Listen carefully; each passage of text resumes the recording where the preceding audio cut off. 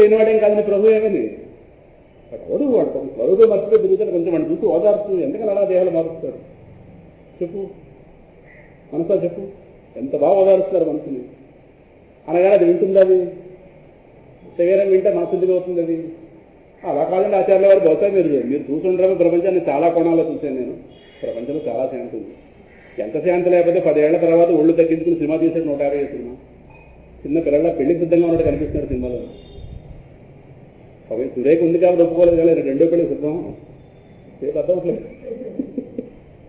సురేఖ సమర్పించు 150 సినిమా. అచ్చు పెళ్లి కొడుకులో ఉన్నాడు కదా. వీడంటే నా ఊరి పెడి కానీ బాబా అని అచ్చు పెళ్లి కొడుకే. వాడు పెళ్లి కొడుకు 20 వాడు కొడుకు అంతగా అంత నిగరంగా రావట్లేదు. ఆ నిగరంగా ఆడిపోతుంది పాపం. 150 సినిమాలు బాగా తేజస్సు వస్తుంది. ప్రహ్లాద వస్తున్న తేజస్సులో వస్తుంది.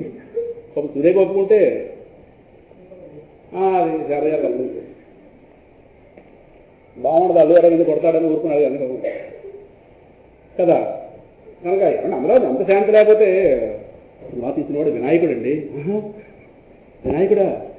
వినాయకుడు డైరెక్టర్. ఇన్ని పేర్లకు స్మరించుకుంటున్నాం. వినాయకుడు డైరెక్టర్. కృష్ణుడు వినాయకుడు డైరెక్ట్ చేస్తుంటే ఇంట్లో ప్రపంచ సినిమా చూడకుండా నువ్వేరే బాబు ఇలా ఆచార్య మీ కేసు మీరు ఎక్కడే మీరు కదిరెళ్ళి వచ్చి అయిపోయారే మీరు లేదే పిచ్చిదానాన్ని అర్థం చేసుకోవాలి. అక్కడ కృష్ణుడు ఇక్కడేమోనే బి వినాయక్ కదా. ఇద్దరు దేవతా స్వరూపాలు సినిమా తీసిన సినిమాని అంత సినిమా ప్రపంచంలో భాగమై ఉంటే, ఇంత విషయం ఆనందకరంగా ఉంటే మీరే ఆచార్యుల వారు చేతోభరంగా భ్రమశమృత అసలు మిమ్మల్ని అయ్యో అనాల్సి వస్తుందండి. మిమ్మల్ని ఆచార్యుల వారు వద్దులే. నీకు 2వ శ్లోకం చెప్తాను, కొంచెం ప్రయత్నం చెప్పండి. మీరు పంచవతాలుగా చెప్తాన్నారు. మీరు ఒకటి అయిపోయింది, ఇక 4 ఉన్నాయి. మేము మారవని మీకు అర్థమైతే మేము మారవని చెప్పడా మీకు పంచరత్న స్తోత్రం తర్వాత చెప్తాను. మీకు మీరు ఎన్ని చెప్పినా మేము మారము. ప్రవచనాలు చెప్పేవాళ్ళని ఉలిదెబ్బలు కొడతాం కావాలి. మీడియాలోకి ఈడుస్తాం. ఇక ప్రవచనం చెప్పకుండా ఉంటే బాగుండేది ఒక నెగిటివ్ ఆలోచన వాళ్ళు తీసుకొస్తాం. అంత గొప్పవాళ్ళని ప్రపంచంలో ఉన్నవాళ్ళు. మాకు మీడియా అవుతుంది కదా. మాకు ఏమొచ్చినా నేను మాట్లాడేది సిద్ధంగా ఉంటే ఓ పిచ్చివాడు మైక్ పట్టుకోవడానికి ఇంటర్వ్యూ చేయడానికి ఓ అనర్హుడు ఒకటి ఇంటర్వ్యూ చేయడానికి వారికి ఉన్న జ్ఞానం ఏంటి?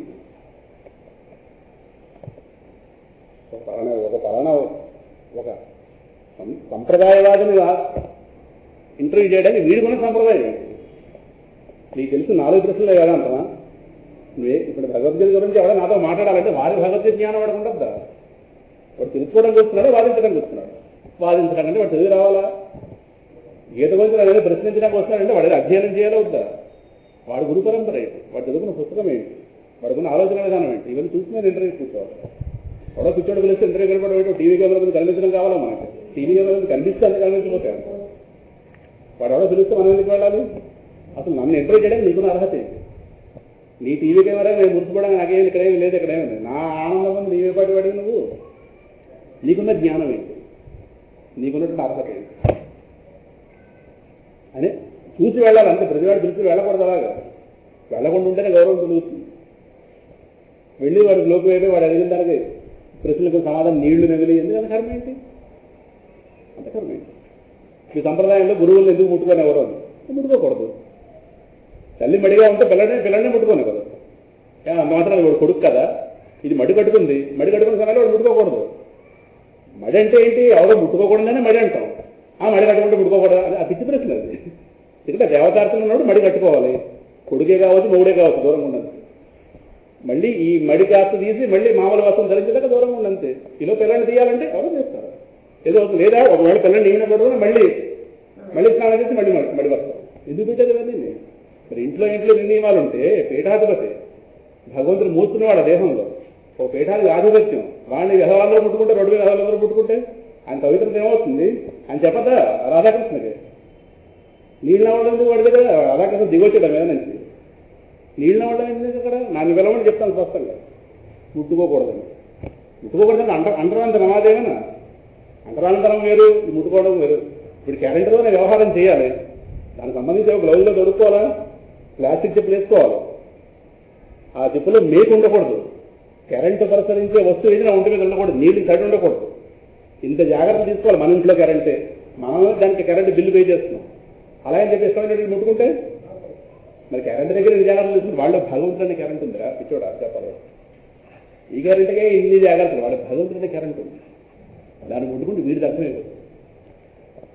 డెవలపింగ్ స్టేజ్లో ఉన్నాడు. వాళ్ళు అపవిత్రంగా ఉన్న వాళ్ళని వీళ్ళందరూ ముట్టుకుంటే ఆ మతం వాళ్ళు ముట్టుకుంటారు, ఈ మతం వాళ్ళు ఆ మతానికి ఇది పోలిపోయింది. వాడు చూపించే దేవుడు రోడ్డు మీద ఒకడు ఇక్కడ విశ్వానికి నాయకుడు, వాడి పెట్టి నియమావళి గురువులు అలా చెప్పారు అంతే అని చెప్పి నీళ్ళు అవ్వకూడదు. అక్కడ స్పష్టంగా ఇంకో ప్రశ్న, ఈ ప్రశ్న ఇంకోటి అడగకుండా చేయాలి సమాధానం చేయాలి. వాడికి నీరసం రావాలి అడిగిన వాడికి, వినడానికి అంత చెప్పాలి. అప్పుడు లోకం నేర్చుకుంది. నీళ్ళు అవ్వలేదు తెలియదు ఏదో ఎక్కడ చూడలేదు అనేది జగత్ మీరు జగత్ గురించి మనం ఉట్టుకోం దూరం నిలబడాల్సింది అంతే. అంతే మర్యాద, అంతే మర్యాదలు అవి. ఎలా కుదురుతుంది? మాత్రం డ్రామాలు ఉండవా? ఇప్పుడు అక్క ఒక వయసులో ఉంది, తమ్ముడు ఉన్నాడు, ఎంతో ఉన్నా దూరంలో ఉండాలి అంతే. మర్యాదలే. అక్క తమ్ముడు చెప్పి ఇంకోలా ఉండాలి కుదురుతుంది. అది దూరంగా ఉండాలంటే అంత మాత్రం ఇల్లు లేదని అర్థమా, లేదా గౌరవం లేదని అర్థమా? గౌరవాలు అంటే ఎలా పెడతా ఉండడం. ఇది అమెరికా ప్రెసిడెంట్ పిచ్చి డ్యాన్స్ చేసినట్టు రాత్రి వాడే అమెరికా ప్రెసిడెంట్, వాడు దాని పబ్లిక్ చూడడం ఒకటి వెళ్ళింది కదా, వాళ్ళకి చెల్లే వెళ్ళింది. మన మతం వల్ల లేవు ఇక్కడ. గౌరవం అంతే.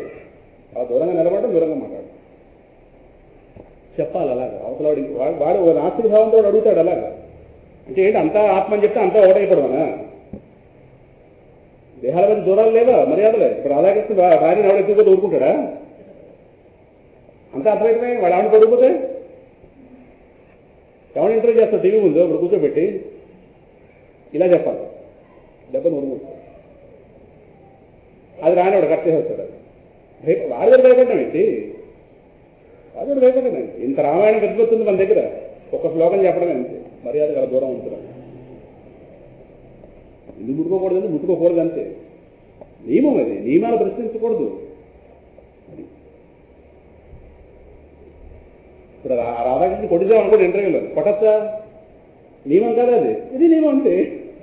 ఒకటే ఏమన్నా మీకు రెండు పేకత్తా ఎలాగా చేయకూడదు, అలాగా అంటే ఇది కూడా చేయకూడదు. నియమాన్ని ప్రశ్నించకూడదు. నియమం అంటే చేసి తీరాలి, బాగుపడాలి కూడా చేసి తీరాలి. ఎందుకు పెట్టారు నియమావళి అంటాం అంటే ఈ విధంగా ఉండండి. దాని ప్రశ్న ఏమన్నా ఇలా మారిస్తే బాగుంటుందేమోనండి. 10 గంటలకి ఆఫీస్కి రావాలి, 1 గంటకు వస్తే బాగుంటుందేమో. 3 గంటలు చెప్పి చేసేస్తాం. నేను 4 రోజులు వస్తే ఇంటికి పంపించాను. నీ ఇష్టం ఉన్నట్టు ఎలా వస్తుంది? ఆఫీస్కి పెట్టిన నియమావళి ఇష్టంగా ఉంటే ఉద్యోగం చేయాలి, ఇంటికి పోవాలి. సరే, మొత్తం మీద ప్రపంచం ఎంత కదా, 2వ శ్లోకం శారదగా కర్తవ్యం బోధించారు.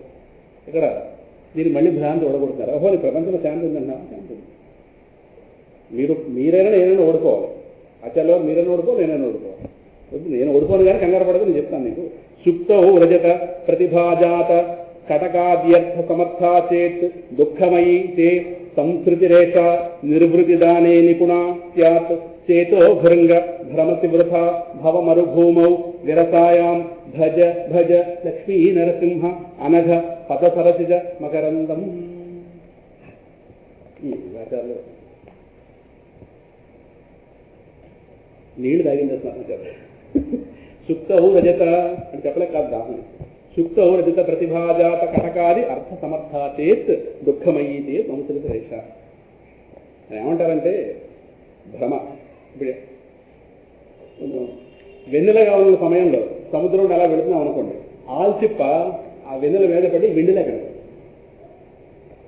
సుక్తి రజత భ్రాంతులు. సుక్తి కాదు, సుక్తి కాకింద సుక్తి అంటే ఆల్చిప్ప. దాని మీద వెన్నెల పడగానే అదొకసారి వెండిలా మెరుస్తుంది. అక్కడ వెండి రజత అంటే వెండి. సుక్తి రజత భ్రాంతి, అదే రజసర్ప భ్రాంతి. కాడు పాములా కనిపించడం ఇక్కడ ఇది చెప్పారు. దేనికి ఏం చెప్పాలి అదే ఒక భయం కలిగించే సన్నివేశం అన్నప్పుడు రజసర్ప భ్రాంతి, మోహం కలిగించే సన్నివేశం అన్నప్పుడు ఈ భ్రాంతి రజసర్ప భ్రాంతి. దాహంతో కాలిపోతున్న వాడికి దాహం తీరు పరిష్కారం అదొక మోసగించే రూపంలో కనిపించే ఎడవాలి. అన్ని భ్రాంతులే, కానీ ఉదాహరణ మారుతుంది. ఇక్కడ సుక్తి రజత భ్రాంతి చెప్పారు. భ్రమచేత సుక్తి ఎందు ఏదైతే వెండి తోసిందో, వెండి కనిపించింది కదా, ఆ కనిపించిన వెండితో నువ్వు మీ ఇంట్లో వాళ్ళకి వెండి ఆభరణాలు చేయించగలవా? కూతురు పెళ్లి అలాగే దగ్గరలో ఉంది. బంగారు ఆభరణాలతో పాటు బంగారు అలా కొనుక్కోవడానికి కొంచెం వెండి ఆభరణాలతో పాటు అల్లుడు సంతోషిస్తాడేమో ఇది కనీసం దాని పూజకైనా సరే వెండి సామాగ్రి అంతే కదా, ఇది హారతి ఇక్కడ వెండి కనిపించింది.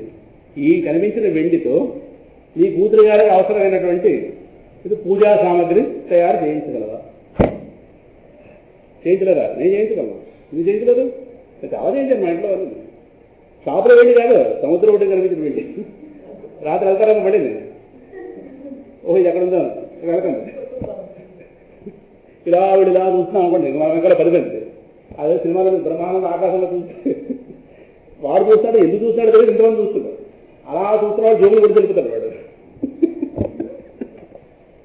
రామచంద్ర అంటే రోడ్డు మధ్యలో ఇలా చూస్తుంటాడు. ఏమిటో తెలియదు, ఒకరు చూస్తాడు, వాడు వెనకాల వాడు 50 మంది నిలబడతారు. ఎంతమంది అలా చూస్తుంటే ఈ అసలు చూస్తున్న వాడు ఇంకా వాడు ఒంటిని అధికం లేదన్నమాట. అప్పుడు వీడు వెనక్కి వచ్చి చక్కగా ఎవరికి పరసహాయ కొట్టించుకుని 50% పడుతుంది. వాళ్ళు ఎవడో ఆకాశంలో ఎవరు ఎంత చూస్తారంటే ఏమో ఆ పెద్ద చూస్తారు కూడా మేము ప్రపంచ గొర్రెలు అంతే. ఎవడో స్వామి వచ్చేటది కానీ వాడు ఎగలదు. వాడు ఏమిటో సంప్రదాయం ఉందా లేదా మనం కొంచెం హడావిడి కనిపిస్తే చాలు. కొంచెం పెద్ద డ్రెస్ వేసి 4 హెడ్ లైట్స్ పెట్టి 2 టీవీలు స్క్రోలింగ్లో కనిపిస్తే చాలు వాడు పెద్ద స్వామి. వాడు పెద్ద డొనేషన్లో పుస్తకాలు, ఆశ్రమం, గో సంపద రకరకాల 10,000 గడిపించడం. ఓ వెబ్సైటు, ఈమెయిల్, మన ఫోన్ నెంబర్ ఇవ్వడం, వేరే ముచ్చట్లేదు. 4 పుస్తకాలు కొని తెచ్చుకోవడం. ఈవిడ గోళ సదరైపోతాను ఇంట్లో పుస్తకాలు చదివింది ఏనాడు పాడుకుతూ తెచ్చుకోవడం కానీ చదివింది. అయితే ఆవిడ తెలియాలి చదివేంతగా ఆయన కదా రాయలేదు తెలియంది, ఏదో కొనిసాడు మొత్తం బాగుంది స్వామికి బాధిస్తాడు. వాడిని సత్కరించడానికి 2 ఎమ్మెల్యేలు, ఊర్లో 4 పెద్దలు, వీళ్ళ పనిపాటు ఉండగా విలువలు వస్తుంది. మీడియాలో మొత్తం తెల్లారు, ఫుల్ కవరేజ్. ఇలా ఉంటాయి. అందువల్ల ఈ భ్రమ కారణంగా సుక్తి ఎందు కనిపించినటువంటి వెండి ఏదైతుందో ఈ వెండితో కడియాలు, మురుగులు చేయించుకోవడం ఒకవేళ కుదిరితే మనస్సా దుఃఖమైతే సంస్కృత రేష నిర్వృతి దానే నిపుణాస్య. ఒకవేళ అది కుదిరిందనుకో ఈ దుఃఖమయ సంసారం నిజమైన ఆనందం ఇస్తుంది అనేది నిజమవుతుంది. ఇంతకన్నా ఎవరు ఉదాహరణ చెప్పలేదు. అది బుద్ధికి పట్టిందిగా. ఆ వెండి చూడడానికే కానీ ఇప్పుడు ఆ వెండి అలా కనిపించాలనుకున్నాం అనుకోండి, అలా ఎంత దూరంలో ఉంటే మనకి భ్రాంతి కారణంగా వెండి కనిపిస్తే ఆ దూరం మెయింటైన్ చేయాలి. దగ్గరికి వెళ్తే అది మళ్ళీ ఆల్చిప్పని తెలిసిపోతుంది మనకి. అలాగే అలా నిలబడ్డాం అనుకోండి, ఎలా అయితే చంద్రుడిపై సూర్యుడు వచ్చాడు అప్పుడేమవుతుంది, స్పష్టంగా ఆల్చిప్ప కనిపిస్తుంది. చంద్రుడు ఉన్నంతసేపు ఆ దూరం మెయింటైన్ చేస్తేనే అక్కడ భ్రమ కలుగుతుంది. ఆ భ్రమ కారణంగా కనిపిస్తున్న వస్తుంది. దగ్గరికి ముట్టుకోవడం ముట్టుకుంటే చేతికి ఆల్చిప్ప వెండి కాదు. ఆల్చిప్పలోనే కనుక వెండి కనిపించిన కారణం మీద వెండి కనుక మన చేతికి వచ్చే మాట అయితే ఇవాళ వెండి కిలో 5 రూపాయలు దొరికేదేమో 4 రూపాయలు. అందరూ సముద్రం ఉంటున్నారు, ఇంకా ఆల్చిప్పలు దొరకవు ప్రపంచంలో. ఈ ప్రపంచంలో దేంట్లో ఏది ఉందన్నా సరే ఇప్పుడు ఇసుక ఎలా దొరకట్లేదో ఆల్చిప్పలు అసలు దొరకదు. ఆల్చిప్ప వెండి నిజంగా వెండి ఇస్తుంది అనుకోండి, వెండి కోసం ఎక్కడో లోహాలు తవ్వక్కలేదు, ఇంకేంది సముద్రం ఉంటున్నారు. అది ఇంట్లో పడుకునేవారు ఇంకా ఎందుకంటే అందుకని పడుకుంటే వెళ్ళో గంటలా సముద్రం తిరిగి రాండి. దీనికి ఏం కనిపిస్తే ఇంట్లో పూజా సామాగ్రి చేయించుకోవచ్చు, కూతురిగా చేయించుకోవాలి. ఎవరు పడుకోనవరు కానీ. కాబట్టి మధ్యాహ్నం కానీ అంతమంది ఇప్పుడు మధ్యాహ్నం కూడా సాయంకాలాలే బీచ్కి వెళ్తున్నాం. అప్పుడు రాత్రుల్లో చంద్రుడు వెన్నెలు కావాలి. పున్నమనాడు అయితే మనకి సముద్ర స్నానానికి కాదు, ఆ సాయంకాలం 7 గంటల నుంచి 10 దాకా అలా 1 గంట దాకా అలా సంచోటు పడుకునే వెండి దొరుకుతుంది. సో రోడ్డు మీద కాగితాలు ఎరుకున్న వాళ్ళు ఉంటుంటారు. ఆ దుస్తుగా భగవంతుడు దేవ కాబట్టి మిమ్మల్ని పెళ్లి చేస్తుంది ఎందుకన్నా వెండి తేవద్దా? మరి మీకు ఎక్కడ బంగారం భ్రాంతి ఏర్పడలేదు. బంగారం భ్రాంతి వల్ల కూడా కనిపించింది అక్కడ. రోడ్డు వల్ల తెలిసిపోతుంది. అప్పుడు మనం కొనుక్కున్నదే కదా. ఇప్పుడు సడన్ గా ఒక వస్తువు కనిపించడం జరిగితే అది భ్రాంతి. అలా ఎక్కడ లేదు, ఆచార్య ఎక్కడ చెప్పలేదు. చెప్పుకుంటే నేను వెళ్తాను, ముందు వెళ్ళొచ్చి వెళ్ళిదారు. ఇంట్లో పడుకోనేవారు తిన్నవారు 7 అవుతున్నాం, వెళ్ళు బయలుదేరు నేను టిఫిన్ చేసుకుంటాను వెళ్ళొచ్చి. నేను ఏమీ తేడా ఎవరు వెళితే కర్మ కలిపేది. అది భ్రాంతిని తేలింది కనుక మొత్తం మీద దొరికే అవకాశం లేదు కాదు. మన టిఫిన్ చేస్తే మనం పడుకొని ఇస్తారు, కాల్చుకుని తినేస్తారు. వెళ్ళి కాబట్టి వెళ్ళి కావాలంటే పుట్టింటికి తీసుకొస్తాను, వదిలేదు బాబు అక్కడి నుంచి ఇక్కడ చేయాలి. సుప్తవు రచిత ప్రతిభ 2 సంచి నుంచి పంపిస్తున్నాను. హోంవర్క్ ఎక్కడ చేసుకోండి. ప్రతిభాజాత కటకాది అర్థ సమర్థాతే దుఃఖమైతే సముద్రిత రేష. నీ పెళ్లికి నువ్వే సామర్థ్యం తెచ్చుకో.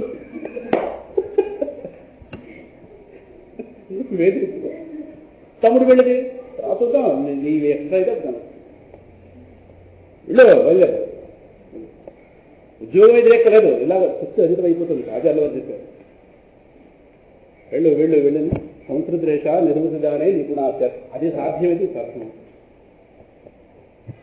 నేను చెప్తున్నా కదా, ఎండమావులను నీటి వ్యాపారం పెట్టడానికి ఒకటి, యాక్వా బిజినెస్ పెడతాం అనుకున్నాం. ఎండమావులు నిలద యాక్వా బిజినెస్ ఎక్కడ పెడతాం? ఓ పెళ్లికి ఒప్పుకున్నాం అనుకోండి, నీటి సప్లై చేస్తాం. ఏమీ లేదు ఎండమావులు చచ్చి ఊరుకుంటారు. మన నీళ్ళు వస్తాయని చెప్పి అన్న మీద కూర్చుని మొత్తం లోపలికి వెళ్ళింది అనుకోండి, నీళ్లు రావు. ఒకవేళ మనం నీళ్లు పోసామన్నా గ్లాసు నిండదు, ఆ దాహం తీరుతుంది. గొంతులో అన్నం ఉండిపోతే ఏమవుతుంది? గొడవ వదిలిపోతుంది.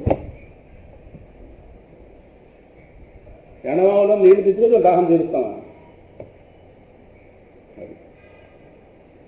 దానికి ఏదో మోటార్లు వేసి, దానికి ఏదో బోర్లు తవ్వి, అక్కడి నుంచి నీళ్ళు ఏమని ట్యాంక్ ఎక్కించి లారీలో తీసుకెళ్ళి దాన్ని మినరల్ వాటర్గా మార్చి పెళ్లికి వడ్డిస్తే చిప్పు దెబ్బలు మిగులుతాయి, డబ్బులు రావు. ఏమొస్తాయి?